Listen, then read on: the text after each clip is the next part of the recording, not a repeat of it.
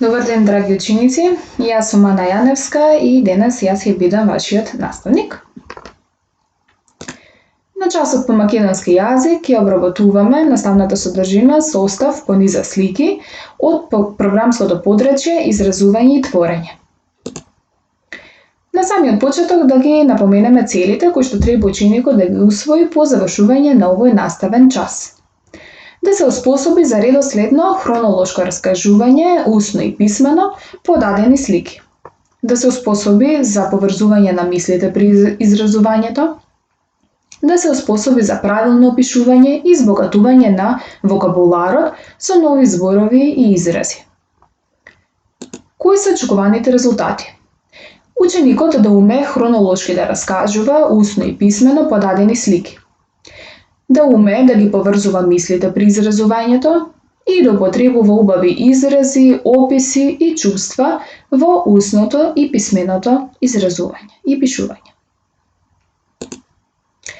Што е многу важно да знаеме пред да започнеме со пишувањето на состав по дадена низа слики? Еве некои насоки. Прво, внимателно разгледај ги сликите. Воочи го хронолошкиот редослед. За полесно да го обележиме редоследот на сликите, може да земеме моливче и со бројки да ги обележиме. Понатаму усно опиши ја секоја слика, поединечно и детално. Воочи ги ликовите и времето на одвивање на настаните, смисли наслов на својот состав и секоја реченица убаво смисли ја и потоа напиши ја. Тука погледнете 6 слики од една приказна. Ако внимателно ги погледнеме сликите, веднаш може да забележиме дека сликите не се редоследно поставени, односно не постои никаков хронолошки тек на одвивање на настаните. Наша задача е да ги подредиме сликите по редослед. Например, на првата слика забележуваме снежко со некаков намртен израз на лицето и девојче кое што е загрижено за него, бидејќи може сонцето да го стопи. На втората слика го гледам истото тоа девојче, подготвено облечено во својата топла зимска облека, како излегло на некаква прошетка со своето куче, а тоа пак весело растрчува наоколу, оставајќи траги во снегот. Гледаме веднаш дека првите две слики не се совпаѓаат во однос на редоследот на настаните, како и останатите 4.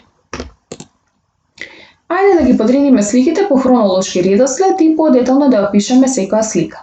На тој начин ќе добиеме повеќе идеи и пишувањето на составот нема да не представува потешкотија. Да започнеме со слика број 1. Еве го девојчето кое што излегло на прошетка со своето куче по снегот. Рековме дека веќе облечено во својата топла зимска облека и има весел израз на лицето. На слика број 2 гледаме дека тие веќе започнале со својата зимска игра, подготвуваат снежка, а тоа се забележува по трите снежни топки кои што веќе ги имаат направено. На слика број 3, еве го снежкото, тоа е готов, направен, му додале метла, морков за носот, жарчиња или копчиња со кои што му ги направиле очите и устата и ги гледаме тука девојчето и кучето како со воодушевување го гледаат своето ново снежно другарче. Но на слика број 4 се случува нешто ново настаната ситуација. На небото блеснува сонцето, а снежко се мурти. Се плаши дека ќе се стопи. Девојчето тука веќе е загрижено. Да видиме како ќе тече оваа приказна. Еве го девојчето како го има кренато снежкото во своите раце во некаков обид да го спаси. И видиме каков крај ќе има оваа приказна. И на 6-та последна слика го гледаме овој пат снежко насмеан затоа што е удобно сместен во ладилникот на девојчето во кујната и веќе гледаме дека нема никаква опасност тој да се стопи, а пак од изразот на лицето на девојчето можеме да забележиме колку е таа среќна и горда на себе што го спаси својот другар. Вака поставени сликите по својот редослед се подготвени за пишување на составот. Пред да почнете со пишување на вашиот расказ, може да употребите и бура на идеи за поимот зима. На тој начин ќе си го дополните вашиот и ќе го збогатите вашиот вокабулар, кој што ќе го користите при пишувањето, а оваа бура на идеи честопати не поттикнува да размислиме и да дојдеме до различни идеи, мислења и признања кои што се поврзани со некој конкретен поим. Рековме дека ќе направиме бура на идеи за поимот зима, затоа што забележавме од сликите дека приказната се одвива во годишното време зима. Еве, јас сум напишала тука, сега ќе видите некои зборови кои што мене ме потсетуваат на поимот зима. Студено, снег, снешко, снежни топки, снегулки, игра, радост, топла облека, смеа и санка. Вие можете сега слободно да го стопирате ова видео и да се дополните некој плюс друг збор кој што ве потсетува на зима и да се направите своја бура на идеи пред да почнете со пишувањето. Еве го мојот расказ. Сега јас ќе го прочитам мојот расказ кој што јас го составив според таа дадена низа на слики. На почетокот да ви кажам дека јас си смислив свој наслов. Еве, спасувањето на Снешко е мојот наслов и на главните ликови од приказната им дадов имиња.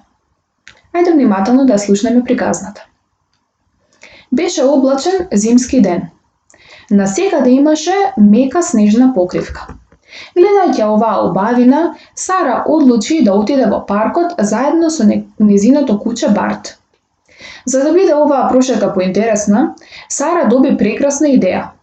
Со себе зема морков, ќумурчиња, црни копчиња и мала метла од незиниот двор. Сакаше од штотуку паднатиот снег да направи снешко. Одејќи натаму, снегот крцкаше под незините нозе, а Барт весело скокаше, оставајќи мали траги во снегот од неговите шепи. Кога пристигнаа, Сара започна со правење на телото на Снешкото. Ајде помогни ми, Барт, возбудено и низ насмевка му се обрати на кучето. Заедно почнаа да тркалаат и да прават 3 топки од снего со различна големина. Ќумурчињата ги искористи за да му направи очи. Со црните копчиња ја направи неговата уста, а со морковот го направи носот на Снешкото. Сара со радост гледаше во Снешко. Но студениот ветер наеднаш ги разнесе облаците и на небото блесна сонцето. Снешко се наморди кога ги почувствува топлите зраци и нервозно извика: "Помогни ми, Сара, чувствувам дека се топам." Сара беше загрижена. Размислуваше како да го спаси незиното ново снежно другарче. И тогаш се сети. Го крена Снешко во раце и со трчање замина кон куќата. Го отвори ладилникот во кујната и удобно го смести внатре. Беше многу среќна и горда на себе, а на Снешко повторно му се врати насмевката. Ете, вие го слушнавте мојот расказ за оваа дадена низа слики, а сега можете и вие сами да се обидете. Еве ги вашите активности за домашна работа. Според сликите, обидај се да составиш расказ. Внимавај на редоследот на настаните и вклучи ја твојата фантазија при изразувањето. Кога ќе завршиш со пишувањето, прочитај го расказот во себе и провери. Можеби нешто си заборавил или пак има некоја грешка што треба да ја поправиш. Потоа прочитај го на твоите родители, а убаво би било и составот да го споделиш со твојата наставничка или пак наставник. На крај, во твојата тетрадка или на лист од блок илустрирај приказната. Исто така, доколку сакаш, можеш да се обидеш на оваа приказна да го промениш крајот. Биди креативен и остави твојата фантазија да работи. На крајот на овој час ќе ве поздравам со една порака. Снегулките се едни од најкревките работи на природата, но само погледни што се може да направат кога се држат заедно. Ви благодарам на вашето внимание и ви посакувам успешна работа. Довидување!